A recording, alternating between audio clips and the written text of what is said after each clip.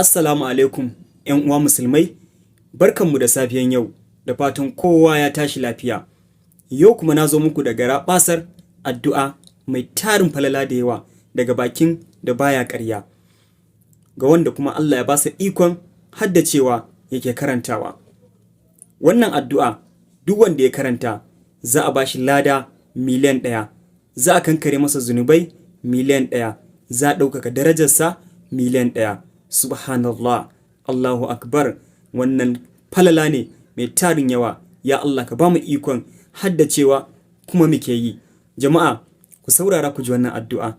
La ilaha illallah wahdahu la sharika lahu, lahul mulku wa lahul hamdu, yuhyi wa yumit, wa huwa hayyun la yamutu biyadihi alkhairi, wa huwa ala kulli shay'in qadir.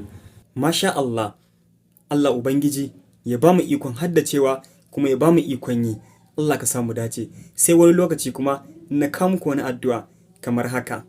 La ilaha illallah wahdahu la sharika lahu, lahul mulku wa lahul hamdu, yuhyi wa yumit, wa huwa hayyun la yamutu biyadihi alkhairi, wa huwa ala kulli shay'in qadir.